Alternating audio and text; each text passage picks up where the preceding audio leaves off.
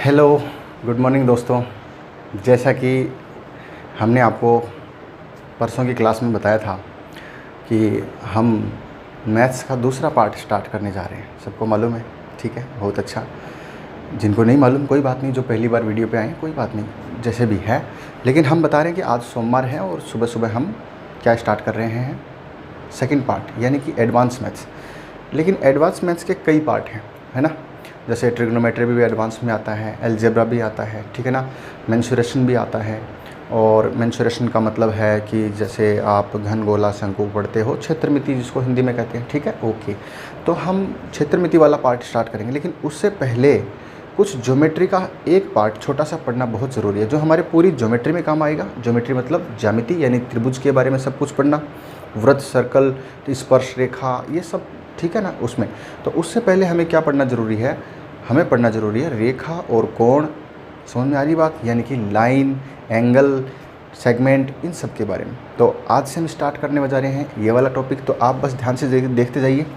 ये टॉपिक कुछ बच्चों को आसान लगता है, ज़्यादातर बच्चों को लगता है, कुछ को बहुत हार्ड लगता है। ऐसे लगता है कि सर आज तक पढ़ा ही नहीं, कभी मज़ा ही नहीं आया, कभी दिमाग ख़राब करता, हमने इस किताब को 10वीं तक कभी देखा ही नहीं, बंद ही कर दिया, कभी खोला ही नहीं, सर नई की नई थी, नई की नई पड़ी रही, है ना।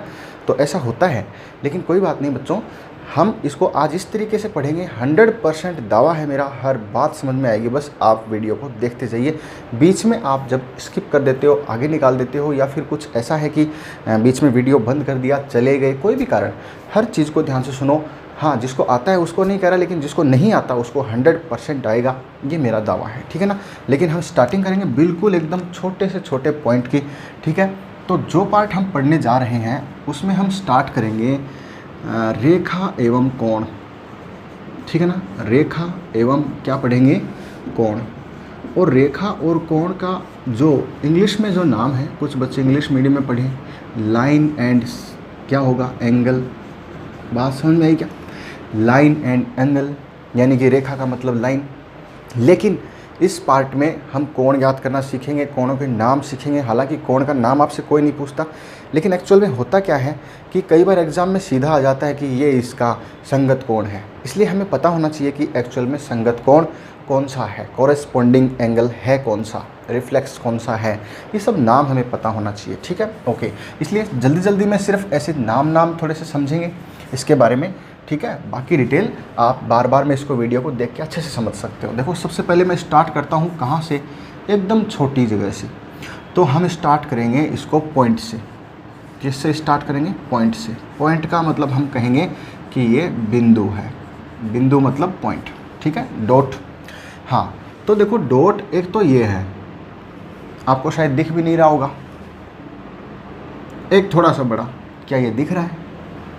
और थोड़ा बड़ा, ये भी दिख रहा होगा, और थोड़ा बड़ा, और थोड़ा बड़ा, यानी कि इसकी साइज़ हम बड़ी ही करती जा रहे हैं। बात समझ में आ रही है? लेकिन देखो, बिंदु की परिभाषा क्या होगी? बिंदु की जो इसकी जो परिभाषा है वो ये है कि ना तो इसकी कोई लंबाई होती है, ना इसकी कोई चौड़ाई होती है, ना इसकी कोई ऊंचाई होती है। लेकिन अगर हम गौर से देखें तो ये वृत्ताकार यानी सर्कुलर दिखती है हमें, ऐसे गोल गोल सी दिखती है। अगर गोल गोल कोई चीज़ है, वृत्ताकार है, तो उसकी कोई ना कोई त्रिज्या भी होगी, ठीक है, क्योंकि वृत्ताकार अगर कोई चीज़ होती है तो उसकी डेफिनेटली त्रिज्या होती है। लेकिन देखो, बिंदु को आदर्श तभी माना जाता है जब वो एकदम से छोटा सा, जैसे आप पेंसिल की नोक रखते हो ना, उससे भी छोटा, जितना छोटा हो सके, जो हमें दिखाई नहीं दे, जितना छोटा होगा उतना ही आदर्श होगा।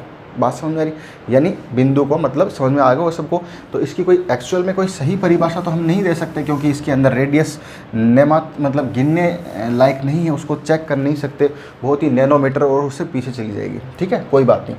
लेकिन हम समझ गए होंगे कि बिंदु का मतलब सिर्फ डॉट है और कुछ नहीं। इस बिंदु से अब सारी कहानी स्टार्ट होती है। सारी कहानी कहाँ से स्टार्ट होती है? बिंदु से। बिंदु को सब जानते हैं? बिल्कुल जानते हैं। देखो सर, ये बिंदु है ना। मैं इसमें बड़ा बना के दिखाऊंगा ताकि आपको सब समझ में आए।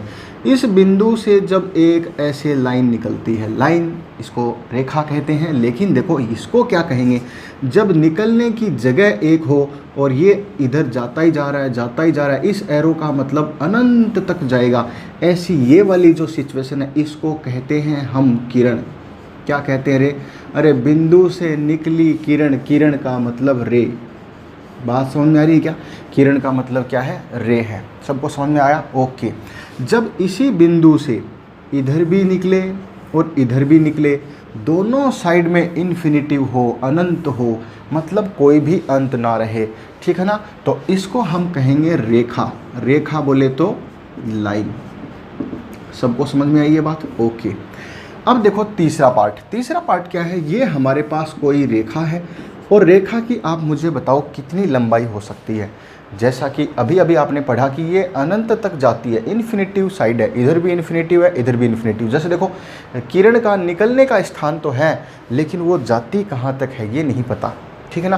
तो देखो जैसे सूर्य की किरणें निकलती सूर्य से हैं, लेकिन जाती कितनी लंबी हैं उसकी कोई लंबाई निश्चित नहीं है। समझ गए बात को? लेकिन देखो इसकी अगर बात करें हम, तो ये दोनों ही साइड में, जैसे आप रोड पे खड़े हो सड़क पे बीच में, वो सड़क इधर भी अनंत तक जा रही है, इधर भी अनंत तक जा रही है। रेल की पटरी पे खड़े हो, इधर भी अनंत तक जा रही है, इधर भी अनंत तक जा रही है। लेकिन इसको तो रेखा कहेंगे, इसका एक टुकड़ा, समझ में आ रही बात, जैसे यहाँ से यहाँ तक, फिर हम नाप लेते हैं कि सर ये टुकड़ा 5 सेंटीमीटर है या 10 सेंटीमीटर है या 5 मीटर है या 15 मीटर है या कितना भी है। अगर इसकी लंबाई आप किसी लंबी रेखा में से छोटा टुकड़ा लेते हो, ये टुकड़ा जो होता है इसको क्या कहेंगे, यह रेखा का टुकड़ा है। रेखा का टुकड़ा, टुकड़ा बोले तो खंड, खंड मतलब हिस्सा, हिस्सा मतलब टुकड़ा, खंड समझ में आ रहा है, रेखा खंड। इसको इंग्लिश में कहेंगे सेगमेंट। मेरे हिसाब से आपको मेरी बात समझ में आ रही है? बिल्कुल बस बने रहिए। मैं बहुत ही आराम से सारी चीज़ें इसलिए बता रहा हूँ ताकि हर बच्चे को सारी चीज़ें समझ में आए, ठीक है, और 100% आएंगी, ये मैं कह रहा हूँ। ये बातें छोटी हैं, लेकिन हम बताएं इन छोटी बातों में कितनी बातें छुपी हैं वो हमें सब पढ़नी है, क्योंकि मैं 0 से स्टार्ट कर रहा हूँ, ये मैं क्लास के स्टार्टिंग में बता चुका हूँ, ठीक है। ओके, तो देखो इससे आगे ये समझ में आया। हमने सबसे पहले डॉट पढ़ा, पॉइंट पढ़ा, बिंदु, बिंदु के बाद में हमने रेखा, रेखा के बाद में हमने क्या पढ़ा, किरण, और किरण के बीच वाले हिस्से को ऐसे काट देते हैं तो ये क्या कहलाता है, ठीक है, रेखाखंड कहलाता है, सेगमेंट कहलाता है। अब हम देखो इसी डॉट पे वापस आते हैं, सारे काम डॉट से ही हो रहे हैं। इस डॉट से जब एक किरण निकलती है, निकल गई, इसी डॉट से एक दूसरी किरण निकलती है। इसका मतलब हम इसको ऐसे समझ सकते हैं कि मान लो कोई एक घर है, होम है, होम मतलब एक छोटा पॉइंट है। जैसे कि आप जब गूगल पे सर्च करते हो ना, तो आपको क्या दिखता है, उसको जूम करते जाओ तो पूरा घर दिखता है, ठीक है ना, दिख जाएगा उसके अंदर। लेकिन अब उसको छोटा कर देते हो तो एक बिंदु पॉइंट सा बनता है और उसके ऊपर लिखा होता है उस एरिया का नाम। जैसे कि ये एरिया का नाम चिड़ावा है, झुंझुनू है, राजस्थान है, जयपुर है। कुछ जितना छोटा करोगे पॉइंट नज़र आएगा, ठीक है ना। तो इस जगह से एक व्यक्ति इधर निकलता है और दूसरा व्यक्ति इधर निकलता है, तो इनकी जो निकलने की जो दिशा है वो अलग अलग है। तो इनके बीच में जो ये दूरी होती है ना, कौन सी दूरी आपको दिखाई दे रही है, ये दूरी, कि ये इधर गया है, ये इधर गया है, एक इधर गया है, एक इधर गया, ये जो दूरी है इसको हम डिग्री में नापते हैं, ठीक है ना, डिग्री में। और यही क्या कहलाता है, ये दूरी ही कोण कहलाती है। मेरे हिसाब से आपको कोण की बात भी समझ में आ गई होगी। एक ही बिंदु से, एक ही पॉइंट से जब दो रे निकलती हैं, दो किरण निकलती हैं, तो उनके बीच का जो ये डिस्टेंस है, ये वाला क्या कहलाता है, कोण कहलाता है। लेकिन कोण बाहर से भी बनता है, ये वाला हम थोड़ी देर में सभी समझेंगे कि कौन से कोण का क्या नाम होता है, किसका क्या होता है। समझ में आ रही बात? बिल्कुल इजी वे में, नो प्रॉब्लम। ये भी कोण है, ये भी कोण है, ठीक है। ये क्या है, अंतः कोण है, यानी अंदर बनने वाला। ये क्या है, बाह्य कोण है, बात समझ में क्या, बाहर बनने वाला, वृहत भी कह सकते हैं इसको, ठीक है ना। ये लघु कोण, ये वृहत कोण, ये छोटा कोण, एक बड़ा कोण, ठीक है। ओके, चलो अभी हम इससे आगे और चलते हैं। अब हम कोणों के बारे में पढ़ेंगे कि कोण कितने प्रकार के नाम इसके होते हैं, ठीक है ना, वो नाम सभी ध्यान देंगे। सबसे पहले मैं एक बिंदु से, एक पॉइंट से जब मैं एक ऐसे लाइन निकलती है, किरण निकलती है, रे, और एक इधर निकाल दी, ये दो किरण निकली हैं और इनके बीच की जो दूरी है वो क्या है, 90 डिग्री से कम है। यानी यहाँ पर कोई कोण थीटा दिया गया है और थीटा कितना है, 90 डिग्री से छोटा है, छोटा है ना, थीटा कितना है, 90 डिग्री से छोटा है। ये जो निशान है ये किसका, छोटे का, बड़े का। देखो कैसे, अगर इधर ए और बी लिखा है, इधर भी ए और बी लिखा है, जिसकी तरफ ये मुंह खुला है वो वाला साइड बड़ा होता है, जिसकी तरफ बंद है वो छोटा होता है। ऊपर वाले में इधर ये बंद है तो ये छोटा है, उधर मुंह खुला है तो वो बड़ा है। हर आदमी बड़े की तरफ मुंह खोलता है हमेशा, बड़ा चाहिए मेरे को, और बड़ा चाहिए मेरे को, और बड़ा चाहिए। मेरी बात समझ में आ रही है? तो बड़े की तरफ मुंह खोलता है, ठीक है। तो ध्यान देना, खुला है मतलब ये बड़ा है, बंद है मतलब ये छोटा है। समझ में आ रही बात? ओके। तो देखो, जो कोण छोटा होगा 90 डिग्री से वह कोण कहलाता है, क्या कहलाता है? न्यून कोण कहलाता है। सबको समझ में आ रही बात? इस न्यून कोण का इंग्लिश में इसका जो नाम है वो क्या है? एक्यूट एंगल है। सबको समझ में आ रही है? एक्यूट। एक्यूट को थोड़ा तोड़ के पढ़ो, ए को अलग पढ़ो। एक्यूट, क्यूट मतलब छोटा सा, प्यारा सा, मतलब 90 डिग्री से छोटा। ओके, आप याद रख सकते हैं इस बात को। दूसरा जो कोण है वो हमने थोड़ा सा बनाएंगे, जब यह एंगल है ना, इस पिन पॉइंट से जब दो रे निकले और ऐसे ये वाला जो एंगल है वो theta is equal to 90 degree है। जब theta is equal to 90 degree होता है तो उस कंडीशन में उस कोण को कहते हैं समकोण को। बात समझ में आएगा? समकोण मतलब एकदम से सीधा, सीधा बोले तो राइट, प्रॉपर वे, ठीक है ना, राइट एंगल। बात समझ में आ रही है? ओके, बस समझते जाओ, बहुत छोटी छोटी बात है, चलता जाएगा, नो प्रॉब्लम। लेकिन हम हर बात को समझेंगे, मैं हर बात बोल रहा हूँ ना, ये बात बस इसीलिए। तो तीसरा जो एंगल है, देखो यह जो एंगल है वो यहाँ से मैंने बनाया, इसको ऐसे जैसे ही ड्रॉ किया तो आप देख रहे हैं ये वाला एंगल है 90 डिग्री का एंगल यहीं पे होता है, यहाँ से यहाँ तक 90, और उससे ऊपर चला गया तो ये 90 से बड़ा है। जब 90 से बड़ा कोई एंगल होता है तो उस कोण को कहेंगे कि यह क्या है भाई? ये जो इसका थीटा है वो थीटा इज़ ग्रेटर देन 90, यानी कि थीटा बड़ा है। देखो बड़े की तरफ मुँह खुला है तो थीटा क्या है? 90 डिग्री से बड़ा है। ऐसे कोण को कहते हैं अधिक कोण। बात समझ में आ रही क्या? बिल्कुल आ रही है सर, अधिक कोण कहते हैं। इस अधिक कोण की जो है इसको इंग्लिश में कहेंगे ऑब्ट्यूज एंगल। बात समझ में आई क्या? क्या कहेंगे? Obtuse angle. क्लियर है? ओके, 3 नाम मैंने अभी बताए, इससे आगे और चलता हूँ ये सबको समझ में आगे, इसको देखते जाओ बस आगे से आगे। तो हमने जो पढ़ा है वो सबके सामने है। उसके बाद देखो, एक कोण हमने पढ़ा इतना, ये इसका नाम सबको समझ में आ गया। सबसे पहले हमने न्यून कोण, फिर हमने पढ़ लिया समकोण, और समकोण के बाद में अगर हम बात करें तो वो हो जाएगा कौन सा भाई? अधिक कोण। और अधिक कोण के बाद में अगर हम बात करें तो देखो ये कौन सा कोण है? एक ही पॉइंट से इधर भी लाइन निकलती है, इधर भी लाइन निकलती है, दोनों एग्जैक्ट एक दूसरे के विपरीत हैं, और यहाँ पर एक कोण बनेगा, उसको कहेंगे 180 डिग्री, यानी theta is equal to 180 degree.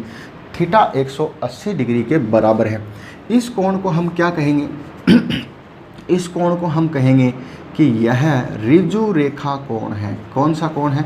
ऋजु रेखा। ऋजु रेखा का मतलब सीधी लाइन, लीनियर एंगल। बात समझ में आ रही है क्या? ऋजु रेखा कोण कहेंगे, ठीक है। ओके, तो इसके बाद में क्या कहेंगे? यह ऋजु रेखा 180 डिग्री का कोण बनता है, ठीक है। वैसे वो नाम है, ये हमारे लिए काफ़ी है, लेकिन आपको हम बताते जा रहे हैं कि कौन से वाला क्या है, ठीक है। ओके, इसको सरल कोण भी कहते हैं, सबको मालूम क्या कहते हैं? सरल कोण।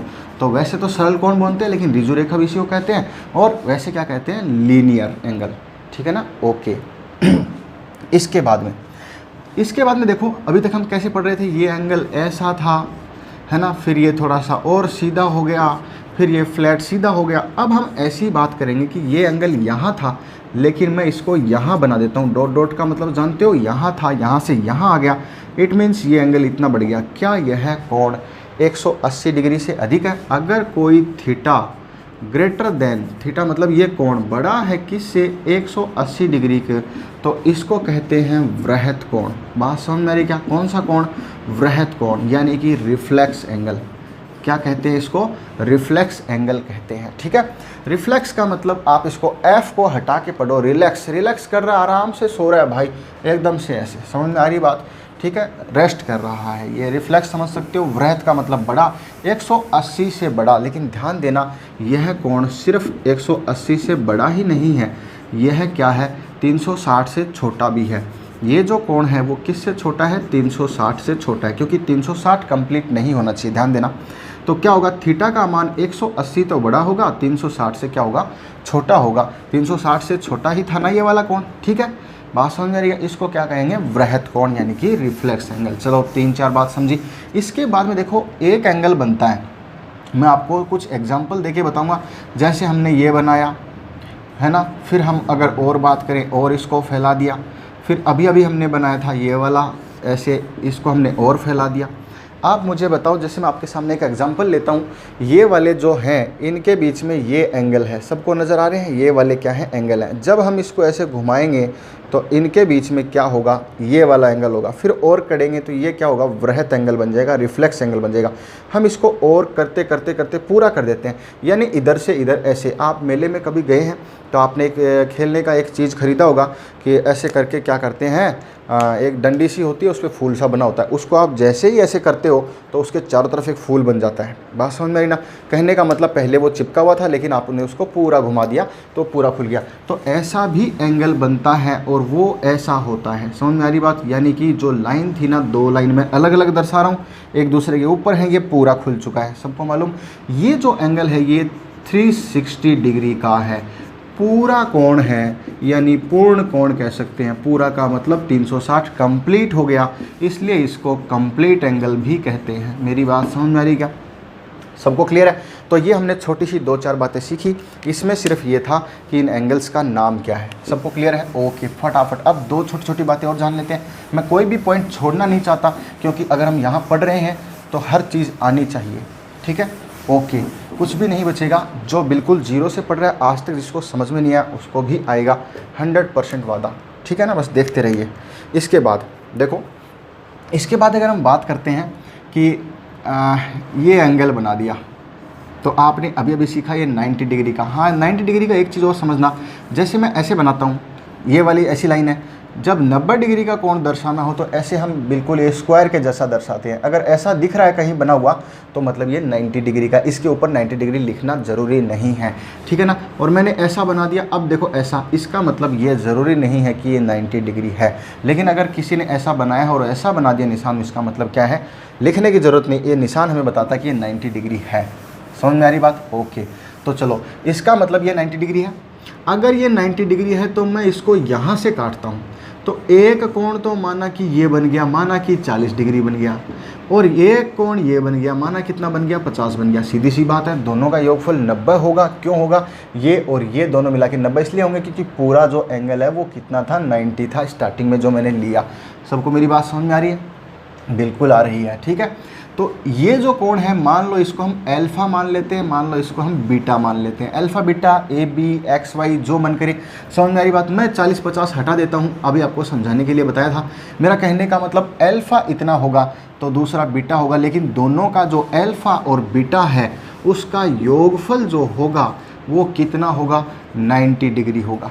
बोलो मेरी बात समझ में आ रही क्या। अल्फ़ा और बीटा है, उसको हम क्या कहेंगे, दोनों का योगफल कितना होगा, 90 डिग्री होगा। सबको मेरी बात समझ में आ रही है, ओके। तो अब देखो, जब इनका योगफल 90 डिग्री होता है तो ये एक दूसरे के पूरक कोण कहलाते हैं। क्या कहलाते हैं ये, पूरक कोण कहलाते हैं। पूरक, पूरक को इंग्लिश में कहेंगे हम कॉम्प्लीमेंट्री एंगल। क्या कहेंगे, कॉम्प्लीमेंट्री एंगल, ठीक है ना, ओके। तो कॉम्प्लीमेंट्री हो जाएगा, पूरक कोण हो जाएगा, ठीक है। अब देखो पूरक कोण कैसे बना, यानी दो कोणों का योगफल 90 डिग्री होना चाहिए। ये अलग अलग भी बन सकता है, जैसे किसी ने यहाँ पे दे दिया कि एक कोण तो ये है अल्फ़ा और दूसरा कोण ये है और इसका नाम बीटा है। अगर अल्फ़ा और बीटा दोनों का योगफल 90 डिग्री, ज़रूरी नहीं कि एक ही जगह बने हो, तो हम कह सकते हैं कहीं पर भी हो। हमें अगला सिर्फ ये पूछेगा कि 40 डिग्री है, इसका बताओ पूरक कोण बताओ, तो पूरक कोण कितना होगा, 50। बोला कि एक 80 डिग्री है, इसका पूरक बताओ, तो बोला सर 10 जोड़ के 90 करना है। 10 का पूरक 80 है, 80 का पूरक 10 है, 50 का पूरक 40 है, 40 का 50 है। दोनों ही एंगल एक दूसरे के क्या होते हैं, पूरक होते हैं, कॉम्प्लीमेंट्री होते हैं, ठीक है। एक बात समझ में आई। तो ये जो है मैंने जो यहाँ पर बताई आपको एक कंडीशन, वो क्या हुई कि alpha plus beta is equal to 90 degree, इसको हम कहेंगे पूरक कोण, और पूरक कोण को इंग्लिश में क्या कहेंगे हम, कॉम्प्लीमेंट्री एंगल, ठीक है, ओके हो गया। अब देखो दूसरा क्या है, जब ये कोण 180 डिग्री है तो इस पे हम बीच में ऐसे एक रे लाइन ड्रॉ कर देते हैं। ये लाइन भी हो सकती है क्योंकि इधर से भी आ सकती है ना। चलो ये जो है मान लिया कितना बनाऊँ इसको मैं, 60 बना देता हूँ। ये 60 होगा तो ये 120 होगा डेफिनेटली, क्यों होगा? अरे भाई इसलिए होगा, ये 60 है तो ये 120 होगा, क्योंकि दोनों का योगफल 180 रहना है। क्यों रहना है? क्योंकि एक सीधी लाइन के ऊपर ड्रॉ है ना, बना हुआ है। तो हम इस कोण को क्या कहेंगे कि यह कोण समपूरक है। कौन सा कोण है? यह समपूरक है। तो समपूरक कोण को इंग्लिश में कहेंगे सप्लीमेंट्री। अरे कौन सी मेंट्री? सप्लीमेंट्री। सप्लीमेंट्री एंगल यानी कि जो आपको 10वीं क्लास में 9वीं क्लास में सप्लीमेंट्री आती थी वो वाली। सबको क्लियर है? ओके, बहुत अच्छा। तो ये सप्लीमेंट्री एंगल हो गया। अब देखो कई लोग इसको थोड़ा सा नाम ध्यान नहीं रखते। मैं फिर से बता रहा हूँ, नाम आपको पता होना चाहिए। जैसे सवाल एग्जाम में ऐसे आ जाता है, एक छोटा सा बहुत ही नॉर्मल क्वेश्चन, यानी क्वेश्चन तो वो बड़ा होता है लेकिन उसके अंदर इस शब्द का यूज़ किया जाता है। तो वो शब्द क्या होता है? ऐसे बोलता है कि एक अल्फा एंगल है और बीटा उसका सप्लीमेंट्री है। सप्लीमेंट्री यानी संपूरक है। अब आपको कन्फ्यूजन हो जाता है कि सर पूरक कोण में और संपूरक कौन से में योगफल, इसमें 90 होता है, इसमें 180, या इसमें 180 इसमें 90। कन्फ्यूजन होता है। समझ में आ रही बात? ठीक है। तो देखो थोड़ा सा हम इसको समझ सकते हैं। इसको आप समझ सकते हो कि यह समपूरक है ना। तो समपूरक का मतलब पूरक नाम छोटा है तो 90 डिग्री, समपूरक नाम बड़ा है इसलिए 180 डिग्री। छोटा है तो छोटा कोण, बड़ा है तो बड़ा कोण। इंग्लिश में कैसे समझेंगे? इसको देखो सी फॉर कॉम्प्लीमेंट्री। इसको देखो एस से स्टार्ट हो रहा है। तो आप इसको थोड़ा सा जोड़ के पढ़े, देखो कोई कैसे भी बना सकता है याद करने के लिए। मैं कन्फ्यूजन मिटाने की कोशिश कर रहा हूँ और कुछ नहीं। सी का मतलब ये वाला सी समझो आप। सी मतलब देखना। अरे सर देखो, देखो सर देखो। सी मतलब देखो। अगर वह देख रहा है तो देखेगा कैसे? बैठ के। बात समझ रही ना? या फिर ऐसे भी कहा, सर वह देखो वो तो बैठा है, वो तो कुछ काम नहीं कर रहा। बैठने का मतलब ऐसे बैठता है और सोने का मतलब ऐसे सीधा सोता है। बैठने का मतलब ऐसे बैठता है। सबको समझ में आ रही है? अरे सर सी देखो उसको कि वह तो बैठा है, इसका मतलब सी देखो बैठा है। तो बैठा है मतलब कौन सा कोण है? ये 90 डिग्री है। चलो इधर देखो, एस को हम ऐसे समझ सकते हैं सप्लीमेंट्री, यानी कि एस कर रहा है। क्या कर रहा है? एस कर रहा है। सर वो तो आराम कर रहा है, सो रहा है, बहुत मज़ा आ रहा है उसको। तो सो रहा है मतलब सीधा सो रहा है। सीधा मतलब 180 डिग्री, 180 डिग्री यानी कि संपूरक सप्लीमेंट्री। ओके चलो, छोटी सी बात थी, ऐसे फालतू बकवास थी, लेकिन जिन बच्चों को कन्फ्यूजन रहता है उसको मैंने मिटाने की कोशिश की। बाकी कुछ बच्चे अपने हिसाब से भी इसको बना सकते हैं। देखो अलग अलग आइडियाज़ हैं, कोई बड़ी बात नहीं। तो आपको मेरे हिसाब से यहाँ तक की बात समझ में आई। ये था हमारा सिर्फ कोण के बारे में समझना। ठीक है। इसके बाद क्या करते हैं हम? इसके बाद हम ऐसा करते हैं कि थोड़ा सा इसको और 2-4 छोटे छोटे नाम और देख लेते हैं, है ना। तो उसको ध्यान देना, क्योंकि हमारे सामने अब जो डायग्राम आने वाला वो सबसे इम्पोर्टेंट डायग्राम है। लेकिन उससे पहले मैं एक छोटी सी बात बता देता हूँ, है ना। तो वो बात क्या है? देखो ऐसे जो एंगल बनते हैं जो दोनों एक दूसरे को काटते हैं, बात समझ में आ रही क्या? तो मान लो ये x है तो ये भी x ही बनेगा। ध्यान देना, अगर ये और ये जब भी दो लाइनें एक दूसरे को काटते हैं तो ये विपरीत बनते हैं। इसको दोनों को कोणों को, सॉरी ये भी बराबर होता है, भी देख लो इधर, ये और ये आमने सामने आते हैं, अपोजिट, है ना। बात समझ में आ रही क्या? तो देखो ये दोनों क्या आते हैं? एक दूसरे के आमने सामने। ये दोनों एक दूसरे सामने। माना कि ये y डिग्री है तो ये भी कितना है? y डिग्री है। तो ये बराबर होंगे, बराबर। ऐसे कोणों को कहते हैं शीर्षाभिमुख कोण। क्या कहते हैं इसको? शीर्षाभिमुख कोण। सवाल के अंदर नाम आपको पता होना चाहिए, परिभाषा कोई नहीं पूछेगा, लेकिन पता होना चाहिए शीर्षाभिमुख कोण है, क्योंकि सवाल के अंदर सीधा आएगा कि ये इसका शीर्षाभिमुख है। अब आप देखते रह जाओगे यार शीर्षाभिमुख क्या है। अरे इंग्लिश वाले वेट कर रहे हैं, तो देखो सर इसको इंग्लिश में क्या कहेंगे? Vertical opposite angle. Vertical opposite angle. मेरी बात समझ में आ रही है? तो सबको समझ में आ गया? वर्टिकल अपोजिट कौन सा होगा? y का y, x का x, ये वाला। ठीक है, ओके। अब हम बात करते हैं इससे आगे। देखो कुछ चीज़ें ऐसी हैं जो दूसरे टॉपिक से भी जुड़ी हुई है। जैसे हम त्रिभुज के बारे में पढ़ेंगे, ठीक है ना। तो त्रिभुज में पढ़ेंगे तो कुछ चीज़ें वहाँ भी थोड़ी और ज़्यादा क्लियर होंगी, क्योंकि एक चीज़ में सारी चीज़ नहीं हो सकती, लेकिन जितनी काम की मैं वो सारी बताते जा रहा हूँ। ठीक है, ओके। ये आपका वर्टिकल अपोजिट आ गया। इसके बाद में देखो जैसे एक डॉट बना हुआ है, जो जो काम आ रहा है मैं वो सब बता रहा हूँ। ठीक है, एक डॉट ऐसे बना हुआ है और मतलब पॉइंट बना हुआ है और उस पॉइंट पे ऐसे करके बहुत सारे ये किरणें निकल रही हैं और ये सब एंगल बना रहे हैं। सबको एंगल समझ में आ रहा है? तो ये कोण मान लो जैसे ए डिग्री है, ये कोण बी डिग्री है, ये कोण सी है, ये डी है और ये ई डिग्री है। ए बी सी डी 4, ये 5 कोण बन गए। 6 बन जाओ, 7 बन जाओ, कितने बन जाओ, ये जो बने हैं ना आपने जो लिखे हैं, इन सब का टोटल हमेशा 360 होगा। क्यों होगा? क्योंकि ये पूरा कंप्लीट एंगल हो जाएगा। मेरी बात समझ में आ रही है? संपूर्ण पूर्ण कोण हो जाएगा। तो जितने भी कोण हैं सबका योगफल। अगर कोई लाइन सीधी जा रही है तो इसके इधर देखो, दोबारा से बना देता हूँ। मान लो ऐसी कोई लाइन है ना, और ऐसे बना हुआ है, तो इसकी ये जो लाइन है ये मान लो, या फिर जैसे देखो इधर से मान लो, या फिर देखो जैसे इधर से मान लो। कोई भी लाइन देखो जो कंप्लीट सीधी है, सीधी के ऊपर जो कोण बनेगा वो कितना बनेगा? 180 डिग्री बनेगा। जल्दी जल्दी बता रहा हूँ, ध्यान देना, बस फटाफट देखते जाओ। छोटी छोटी बात है और कुछ नहीं है। सबको समझ में आया? ओके। अब इसके बाद देखो जो हमारा मेन डायग्राम है, जहाँ से सारे क्वेश्चन लगभग 99% क्वेश्चन पुटअप होते हैं, जो रूल हमारे काम का है, इसको समझना है। मोस्ट इंपॉर्टेंट बात है, ठीक है। टाइम थोड़ा ज़्यादा लग रहा है लेकिन नो प्रॉब्लम, मैं बता रहा हूँ ये चीज़ें आपकी सारे काम की हैं, इसलिए ठीक है ना, कोई भी चीज़ बचनी नहीं चाहिए, ठीक। ओके, अब मैं एक आपके सामने एक लाइन ऐसे ड्रॉ कर रहा हूँ, कर दी। इसी के पैरेलल यानी कि समांतर एक दूसरी और लाइन बना दी। पैरेलल हैं दोनों, ठीक है ना, बात समझ में आ रही क्या? समांतर हैं, ठीक। तो इसका कुछ भी नाम हमने दे दिया ए बी और इसका कुछ भी नाम हमने दे दिया सी डी, ठीक है। तो इसको दर्शाएंगे A B parallel C D. ये जो लाइन जो मैंने ऐसे ड्रॉ की है इसका मतलब समांतर है। अगला बोल के ना लिखे, सवाल में ऐसे लिख दिया ए बी, ये 2 डंडे खड़े कर दिए, सीधा सी डी। इसका क्या मतलब होता है? इसका मतलब है कि ए बी और सी डी समांतर हैं, ठीक है ना, यानी कि पैरेलल हैं। ओके, अब देखो अगर ये पैरेलल है, मैं कई तरीके से बात करूँगा, ध्यान देना। तो मैं एक साइड में एक छोटा सा डायग्राम बनाता हूँ कि ये पैरेलल है ना, और एक और पैरेलल, दोनों हैं, और एक और पैरेलल, एक और है, कई लाइन हैं। अब मैं अगर एक लाइन तिरछी काटता हूँ, ठीक है ना, ये एक लाइन टेढ़ी जो मैंने काटी है, ठीक है ना, तिर्यक रेखा जिसको कहते हैं। तो ये जो लाइन इसको काट रही, आप मुझे बताओ जिस एंगल पे वो यहाँ काटेगी, आप मेरी बात को समझ पा रहे हैं? दिख रहा है ये? उसी एंगल से यहाँ काटेगी, उसी एंगल से यहाँ काटेगी, उसी से यहाँ काटेगी। ऐसा क्यों? ऐसा इसलिए कि अगर एक लाइन ऐसे, एक लाइन ऐसे, अब ये पैरेलल नहीं है, अब आप इसको काटते हो तो यहाँ बनने वाला कोण अलग होगा, जबकि यहाँ बनने वाला कोण अलग होगा।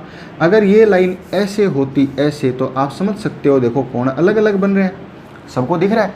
अरे भाई, अगर लाइन एकदम से एग्जैक्ट एक दूसरे के बराबर हैं तो क्या होगा? वो दोनों एक दूसरे को बराबर तरीके से ही काटेगी। इसको हम एक छोटा सा कंप्यूटर पे आप कई बार लाइन खींचते हो, उसकी सहायता से समझते हैं। जैसे मान लो ये लाइन है, एक लाइन नीचे है, इसी के जस्ट बराबर समांतर, मैंने ऐसे लाइन खींच दी। अब मुझे बताओ ये जो लाइन है ना, आप इसको कंप्यूटर की सहायता से देखो, इस पर टिक करके ऐसे एरो से ऊपर ऊपर ले जाते हो, ले जाते हो, ले जाते हो, ये ठीक इसके ऊपर फिट हो जाएगी। किसके ऊपर फिट हो गई? इसके ऊपर फिट हो गई। मैं इसको यहाँ से हटा देता हूँ। तो आप मुझे बताओ क्या इसके एंगल यहाँ पे वही है? अरे एंगल तो सेम ही है। अगर मान लो ये 60 डिग्री का है तो यहाँ पर भी क्या बनेगा? 60 डिग्री। दोनों एक दूसरे के ऊपर इक्वल बनेंगे। ये छोटी सी बात आपको समझनी थी। तो इसी आधार पे आगे चलते हैं। आगे चलते हैं तो देखो मैं एक लाइन ड्रॉ करता हूँ, इसके ऊपर की थी, ऐसे ही इसके ऊपर जो हमारा मेन डायग्राम है। तो मैंने ये किया, तिर्यक रेखा बनाया। तो यहाँ पे जो बनने वाला कोण है यहाँ पर भी सेम ही बनेगा। समझ में आ रही बात? ये जो सेम कोण है, मतलब मैं नाम लिख देता हूँ, चलो ये एंगल 1 है, एंगल 1 है यानी कोण 1 है, और ये क्या है? एंगल 2 है, और ये 3 है। मैं एंगल का निशान आपको थोड़ा डिस्टर्ब कर रहा होगा, मैं सीधा लिख देता हूँ, मतलब ये कोण के नाम ही और कुछ नहीं। 4 है, 5 है, 6 है, 7 है और 8 है, सभी एंगल हैं, ठीक है। आप मुझे बताओ जैसा का जैसा ए बनेगा वैसा का वैसा 5 बनेगा क्या? सिमिलर समझो कैसे? आप ध्यान दो कि इसकी कुर्सी ऐसी है, कैसी है? ऐसी दिखाई दे रही है क्या? बैठने की कुर्सी ऐसी। क्या इसकी भी सेम कुर्सी है? बोला सर हाँ बिल्कुल सेम है ना। अच्छा, इसकी कुर्सी देखो इधर वाले की, इसकी कुर्सी ऐसी है, ऐसी कुर्सी ऊपर कहाँ मिलेगी? बोला सर यहाँ मिलेगी। एकदम सेम टू सेम।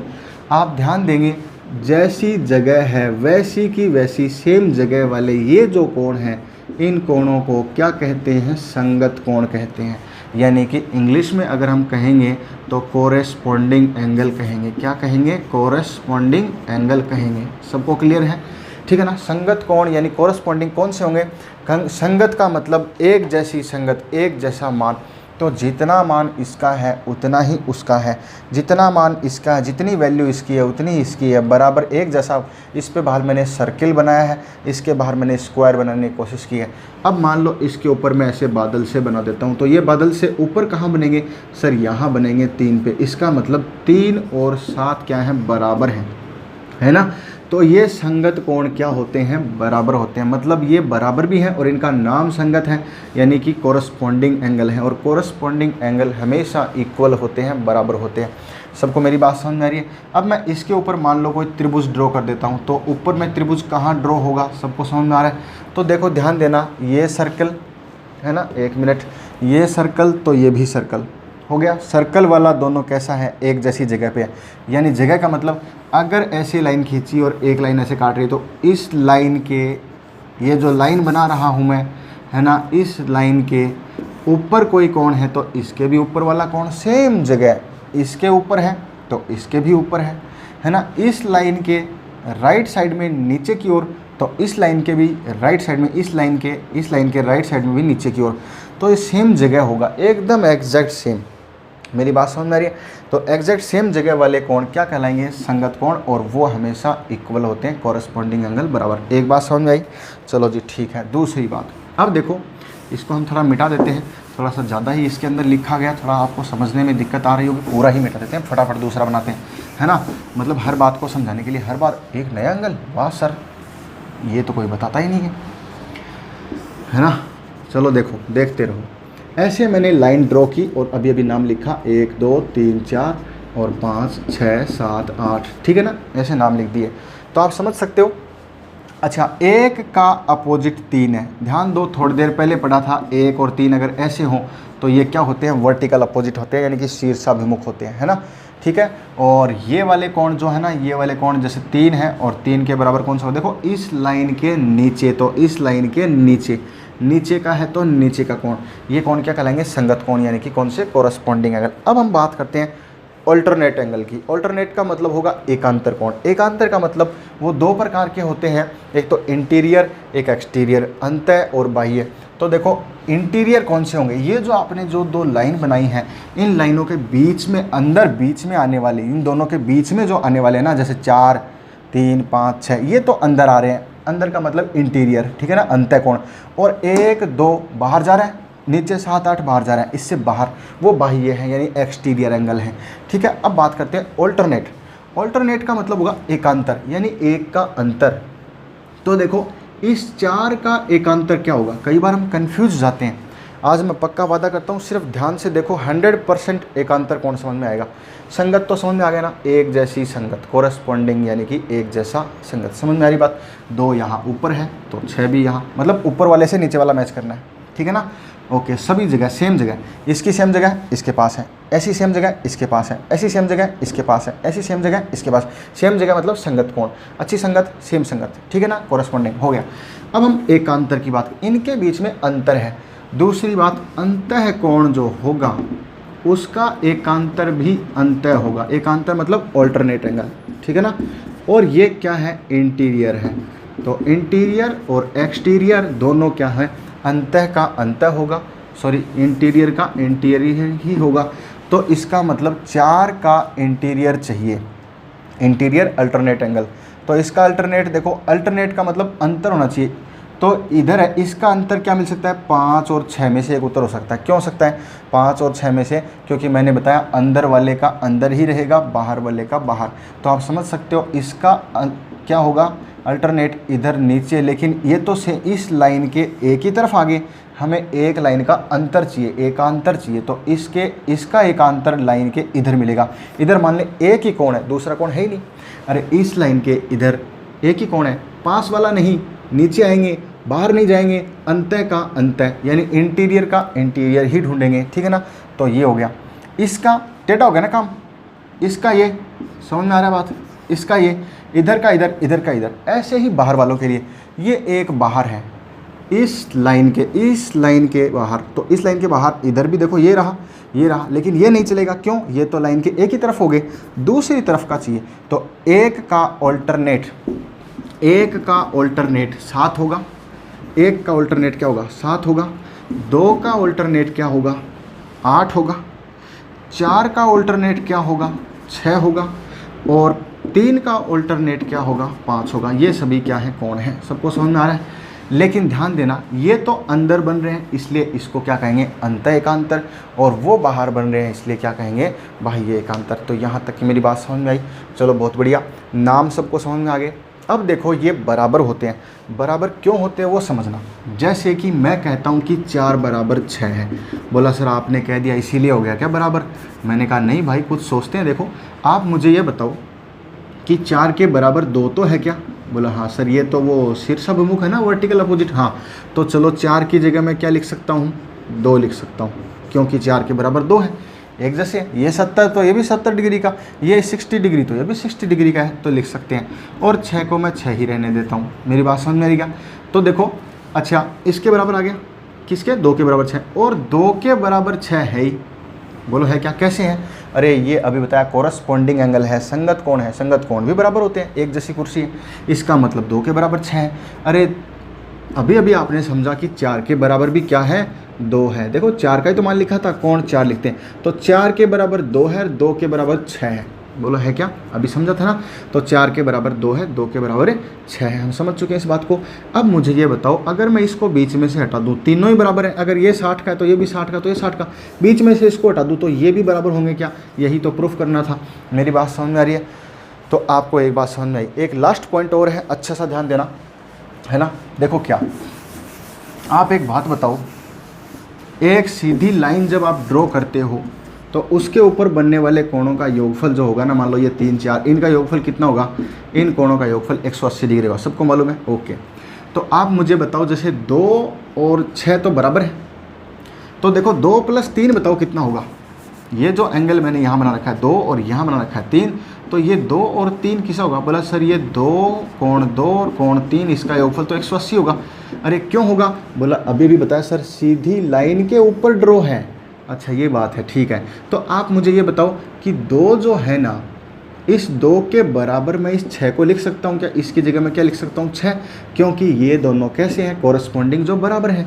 और आगे मैं इसकी जगह तो चेंज कर दिया, इसको सेम रहने दो, और इसकी जगह लिखने का मतलब वही सेम कोण, तो बराबर कितना हो गया? 180 डिग्री। तो आप मुझे बताओ कौन कौन से कोण है ये? अरे सर ये तो ये दोनों हैं, इसका मतलब इनका योगफल भी कितना होता है? 180। ध्यान दो, इसका योगफल भी 180 होगा। सेम तरीके से बाहर वालों को प्रूफ कर देंगे।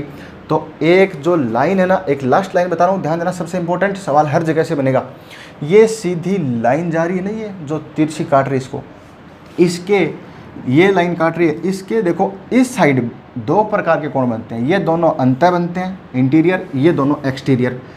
दोनों एक ही साइड के अंतः कोणों का योगफल हमेशा 180 होगा। इसका 180 और बाहर वालों का भी 180, यानी कि कोण 2 + कोण 7 बराबर भी कितना होगा?